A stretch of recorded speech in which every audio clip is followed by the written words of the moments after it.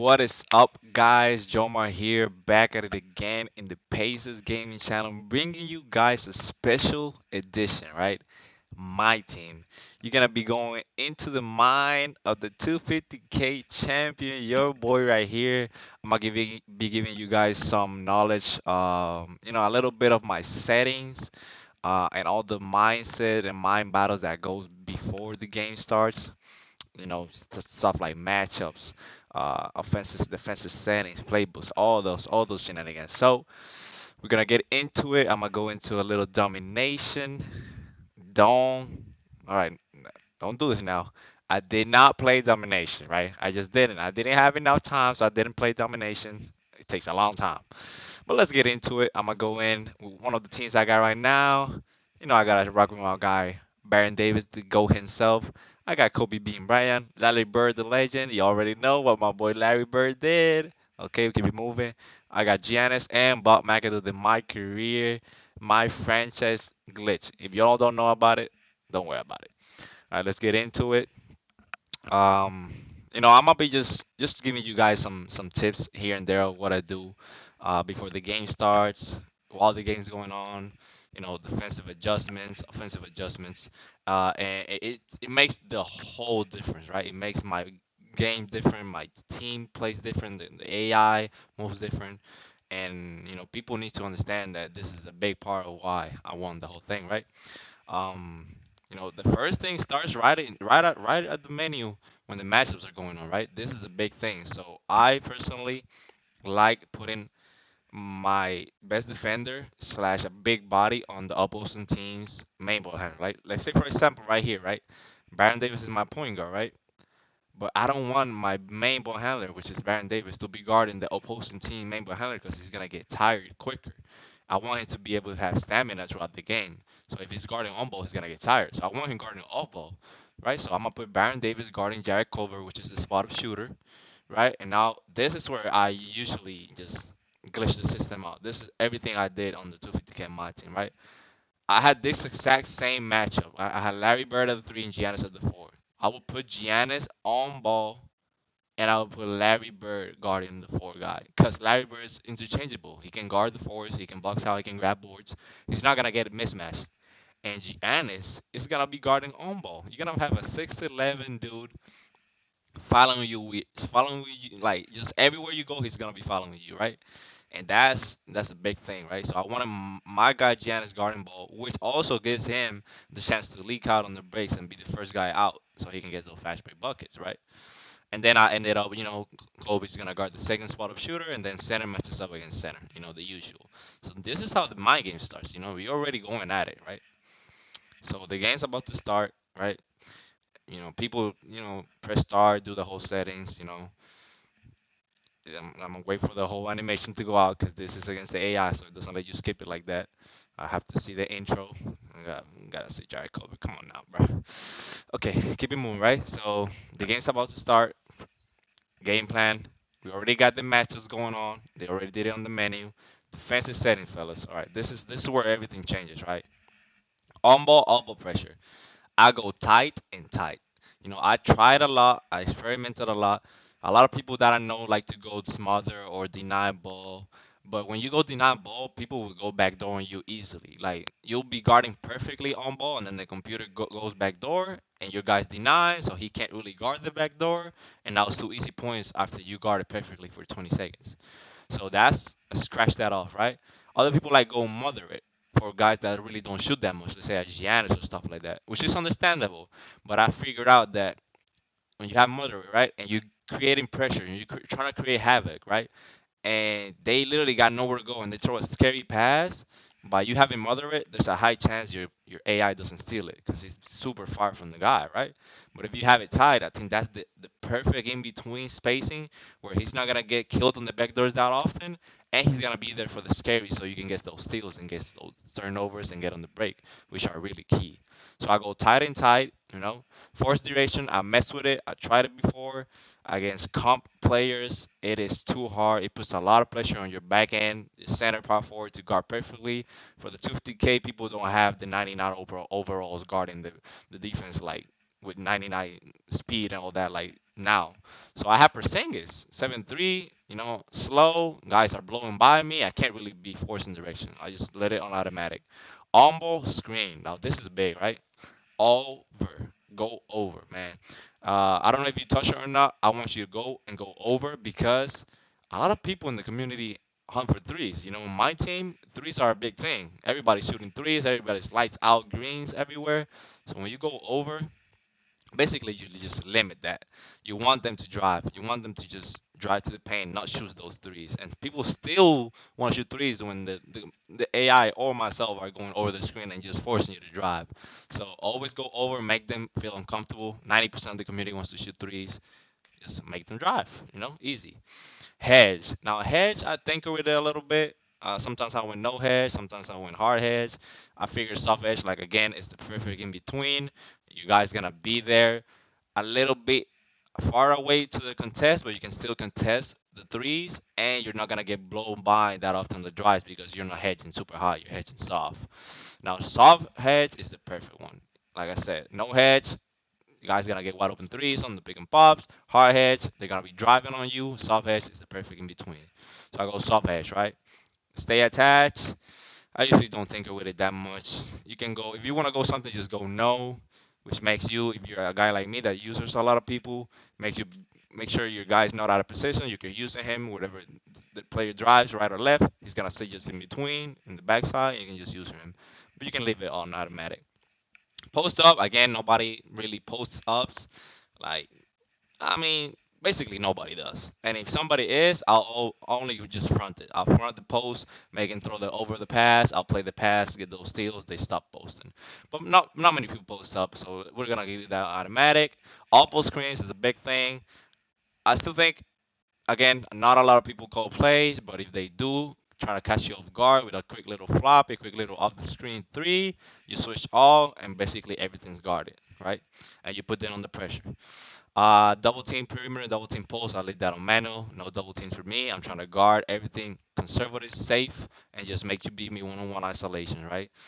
Pre rotations, I leave that on no. I don't know if people touch that or not. I leave that on no. I don't touch that. Again, switch rules off balls. Like I said, I switch all. If anybody's trying to catch me off guard with a quick little off ball, boom, everything's switched. Even if the center's on your point guard, you're not getting that three off. So that's why I want you. I want you driving to the paint. I don't want you getting threes off. That was my whole game plan throughout the tournament, right?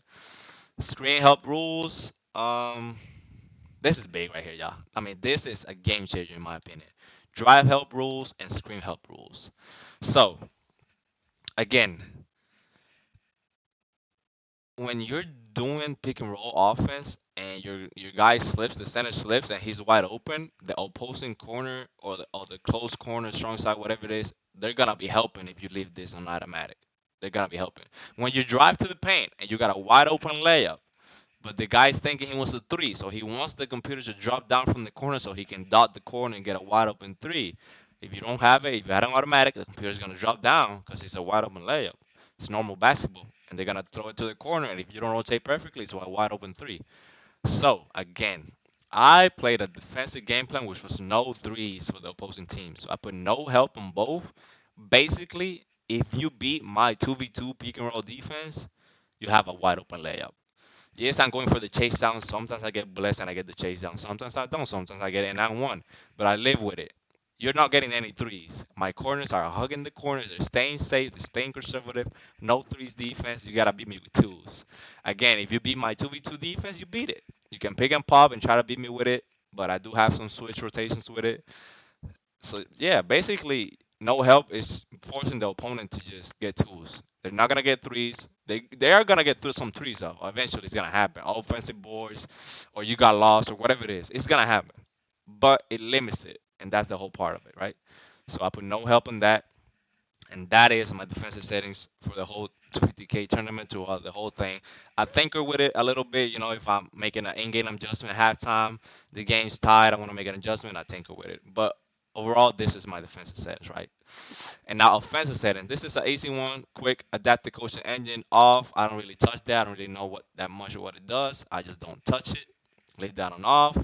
And then Freelance is a big thing. The Hawks 2018 freelance was what I ran throughout the whole 250K tournament. I'm gonna give you guys explanation on why, really quick. And then the play selection, uh, I ran some playbooks. I ended up running the Portland playbook. I'm gonna give you guys after why I did it. I have a lot of plays on the playbook that I ran. Mostly I ran like 3 plays overall, but I do have a lot of ones that I did in between just to see if they work and I get a quick bucket. But yeah, running a playbook is a big thing. And that's one of the things that helped me win the whole thing. I know I heard people saying, "Oh, Jomar had this glitchy play, nobody could stop." Yep, I had a glitchy play that nobody could stop. So having plays is a plus if you do know how to use them, and you gotta be able to make reads. But overall, it's a quick change of pace. Like people are gonna eventually stop your pick and roll offense. You wanna be able to switch things up. If you keep doing all pick and roll offense, pick and pop offense the whole game, it's gonna be stopped. Playbooks is just a little switch that people won't expect, and you catch them off guard for a whole quarter, and you beat them. So that's a plus. All right, so yeah, we got the plays. I'm gonna give you a quick little, maybe a quick little insight. Let me give you guys with a quick gift 12 flip. I'm gonna send you why. Quick little play, simplest play ever, and it got me a lot of threes. But eventually, I'm gonna explain you the why, right? And then rebounds right here and tempo. I can't really control it. I don't know if it's a glitch or something, but I can still do it in game. And then options, make sure, hold up, there we go, control settings, make sure your shot meters off. Fellas, shot meter off, please. That is the go-to. You're gonna be greening everything if you get the rhythm. Shot meter off, fellas, trust me, just trust me, man. So we go into the game, right? I'm gonna be playing. The game starts. I got all my adjustments ready, but the ones that are offensive, I can do them now. I'm gonna just make sure I switch here. So this is a quick thing right here. I do make sure aggression play conservative. It makes your computer do less fouls if they are helping. And then also the other thing I do is again no threes. I'm trying to make the opponent beat me without threes, which is a big thing right? Now that they scored, I'm on offense. Before I inbound, I'm trying to make my offensive settings, rebound, crash offensive boards. That's a big thing, bro. People will be crashing out of nowhere and getting boards, right? I go freelance. I get my Hawks 2018 going. I go tempo. I get push the pace going, and I'm ready to hoop. First thing first, I run a quick little pick and roll. The guy's helping. I get Giannis, wide open three, green, boom, keep it pushing, right? But yeah, overall, I ran the man to man right here. No press, no zones. Zones, if you play a comp player, is hard to defend. People know how to break zones. If you press, it is hard to defend. People know how to break press. I play my normal 2v2 defense and make sure you guys beat me on the isolation at the end of the day. I switch a lot. That's one thing I did. I was switching a lot. But yeah, those are my settings. Um, and yeah, eventually I'm gonna give you guys a little bit more insight on why I use the Portland playbook or why I use the Hawks 2018 freelance. But just a quick little insight of the settings I ran, so you guys know what I did on the 250K tournament and why I won the whole thing. You guys gonna be getting some. Eventually, you guys gonna be getting some another videos on my playbook, my plays, my freelances, and what I did it. But for now, those are my settings. Those are my offensive settings. Crash boards. You know, we play heavy no three defense. A lot of people try to get threes on me. They couldn't. They still got some, like I said, but eventually, you limit those, and that's a big thing.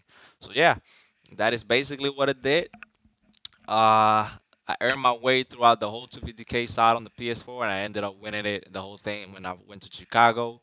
And this was a big part of it. My settings and my adjustments in games were a big part of it. People need to understand this will change your game. If you're already a good player, just stick wise, skill wise, once you get your settings towards what you want to do, you get your own identity and you get your own game style, you're gonna be really hard to beat. Everybody that I play has a different way of playing, even though they're running kind of the same thing. Mine was a little bit more unique because I had that play and I have those settings, which is no three, which limits your offense. Now I might you drive, make you go by twos. Now it's a defensive battle, and I switch a lot of things, which makes you go isolation. So my identity was no threes and want you to beat me 1v1, 2v2s, and that's a place where people are uncomfortable with. So Get your identity, find out what's your best thing, whatever it is, zone press, double teaming, whatever it is, right? You just experiment with everything. Eventually, you're gonna find out what you want, and get a playbook, man. Try to find a playbook that fits what you want. You want plays that get you wide open threes, plays that get you wide open layups, plays that get you to the post. Find out what's best for you, man. But that's me. That's Jomar for you. That's the 250K My Team champion. The settings, defensive, offensive, everything, the in and outs. And that's it, man. Make sure to go like, subscribe, the Paces Gaming channel. Support your boys, support your team. Make sure to love it. And man, I'll come back to you on the next one, fellas.